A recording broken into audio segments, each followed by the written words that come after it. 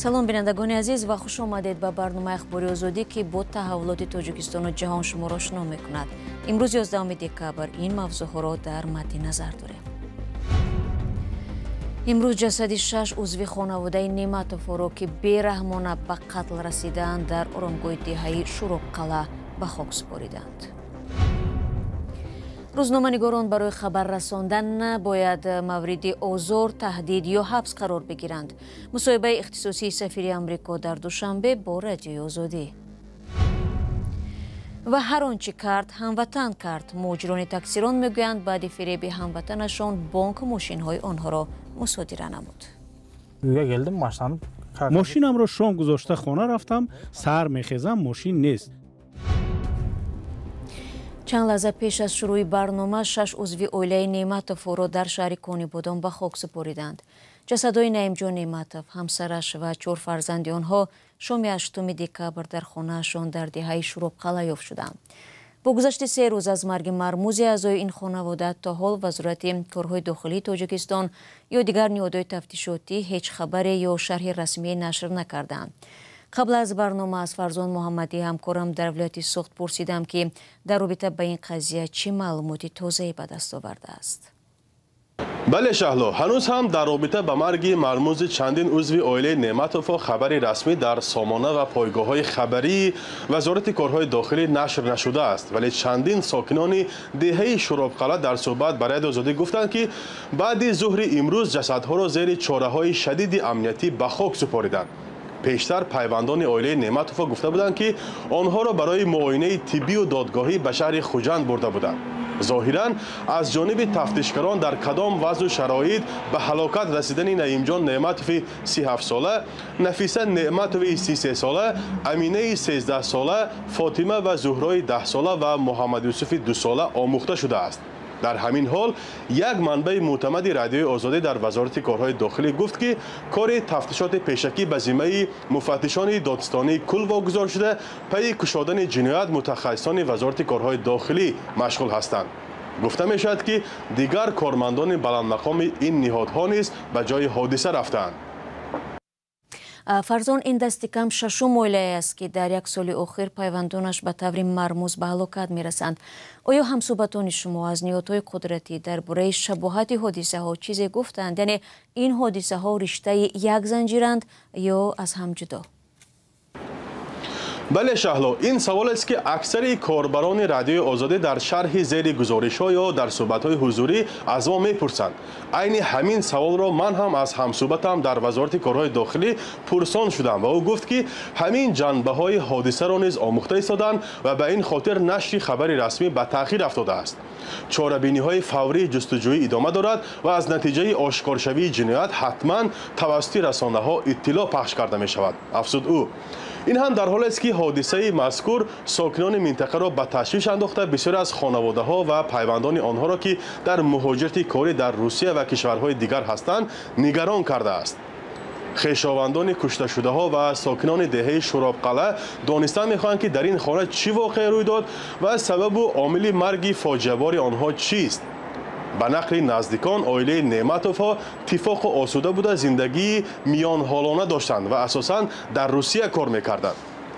куштори хонаводаи Нематовҳо дар ҳолест ки шаҳри Конибодон бештар аз як сол боз бо чунин ҳодисаҳо дар сархати расонаву шабакаҳои иҷтимоӣ қарор гирифтааст.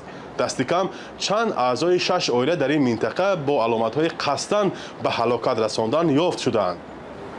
масъулони мақомоти маҳаллӣ мегӯянд қисме аз чунин ҳодисаҳо ба ҷанҷолҳои хонаводагӣ рабт доштанд ва таҳқиқи дигар ҳодисаҳо идома дорад. дар як маврид аз даст доштани як нафар ё гурӯҳи беруна суҳбат шуда буд. дӯстони азиз, ҳамкорони мо дар Тоҷикистон мавзӯи марбут ба ҳалокати оилаи Нематовро пайгирӣ доранд ва дар сурати ба даст омадани иттилои бештар шуморо дар ҷараён хоҳем гузошт. дирӯз 10 декабр ки дар ҷаҳон ҳамчун рӯзи ҳуқуқи инсон ёд мешавад, Мануэл Микалер, сафири Амрико дар Тоҷикистон, ба дафтари душанбегии Радиои Озодӣ меҳмон шуд ва бо хабарнигорони мо суҳбат кард.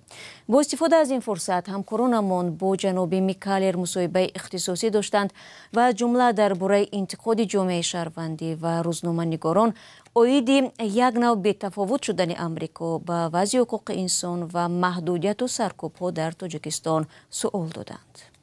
So I am very familiar with the efforts that you cited 10-15 years ago. ман ба талошҳои 10-15 сол пеши сафороти Иёлоти Муттаҳидаи Амрико ки шумо зикр кардед шинос ҳастам, зеро аз соли 2010 то соли 2013 раҳбари бахши сиёсӣ будам. ман ин кӯшишҳоро барои ҳифзи ҳуқуқи инсон, дифоъ аз ҷомеаи шаҳрвандӣ ва пешбурди озодии матбуот роҳбарӣ мекардам. ман инчунин ба шумо итминон медиҳам ки аз замони бозгашти ман ҳамчун сафир дар 2 сол пеш ин суҳбатҳои ошкоро бо ҳукуматро идома дода истодаем. ман мунтазам ин масъаларо дар сатҳи баландтарини ҳукумат мебардорам. мунтазам нигаронии худро дар бораи озодии матбуот ба миён мегузорам ва парвандаҳои мушаххасро мебардорам. ҳукумати Тоҷикистонро барои эътироф кардани ин соҳа ҳамчун як соҳаи қабулшудаи мукаллама байни мо табрик мекунам. дар мубодилаи ошкор мо ин мавзӯъро дар рӯҳияи шарикӣ баррасӣ мекунем. мо бо матбуоти тоҷик, ҷомеаи шаҳрвандӣ ва ҳукумати Тоҷикистон кор мекунем то арзишҳои дар Конститутсияи Тоҷикистон пешбинишуда аз ҷумла ҳуқуқ ба озодона ҷамъ шудан ва озодии баён амалӣ шаванд. илова ба суҳбатҳои мунтазами мустақими мо бо мақомот, сафорат ва шахсан ман дар бораи ҳуқуқи инсон ва махсусан дар бораи озодии матбуот ошкоро сухан гуфтем. 2 соли ахир дар рӯзи ҷаҳонии озодии матбуот ман ошкоро аз ҳукумат даъват кардам ки фаъолони ҷомеаи шаҳрвандӣ, ҳомиёни ҳуқуқи инсон ва рӯзноманигорони зиндониро озод кунанд ва шахсони мушаххасро бо номашон гуфтам. он чизе ки мушаххас гуфтаам ин аст ки ҳеҷ рӯзноманигор барои анҷоми вазифаи касбии худ ва хидмат ба мардуми Тоҷикистон набояд мавриди озор, таҳдид ё ҳабс қарор гирад. As a journalist and serving the Tajik people and the Tajik government by sharing with all of us independent information and sources of news. бинандагони азиз, шакли комили суҳбати Муллораҷаб Юсуфӣ ва Бароид Юсуфӣ бо сафири Амрико ба зудӣ дар сомонаи Радиои Озодӣ пахш мешавад. Халил ур-Раҳмон Ҳаққонӣ, вазири муҳоҷирин дар ҳукумати Толибон дар Кобул кушта шуд. ду манбаъ дар ҳукумати Толибон ки нахостанд номашон фош шавад, ба Радиои Озодӣ таъйид карданд ки ӯ имрӯз чоршанбе 11 декабр дар як таркиш дар маҳалли кораш ҷон бохт. тибқи гузоришот дар ин ҳодиса ҳудуди 10 нафар кушта шуданд. ҳукумати Толибон расман дар ин маврид то ҳанӯз чизе нагуфтааст. феълан ҳеҷ гурӯҳе масъулияти ин ҳодисаро напазируфтааст. Халил ур-Раҳмон Ҳаққонӣ, амаки Сироҷдин Ҳаққонӣ, вазири корҳои дохилии ҳукумати Толибон ва яке аз мақомҳои баландпояи ин гурӯҳ ба шумор мерафт. он нахустин узви баландпояи ҳукумати Толибон аст ки баъд аз бозгашти ин гурӯҳ ба қудрат дар таркиш кушта мешавад.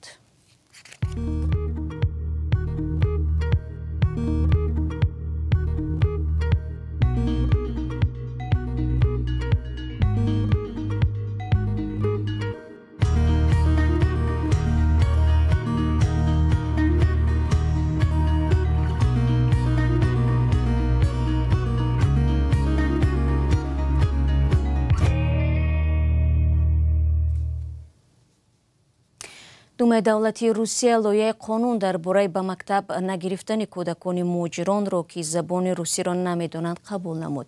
ин қонун аз 1 апрели соли 2025 амалӣ хоҳад шуд.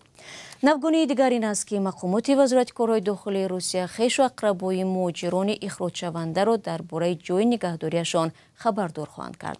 қарори ҳукумат дар ин бора аз 5 феврали соли оянда ба ҳукм иҷро медарояд.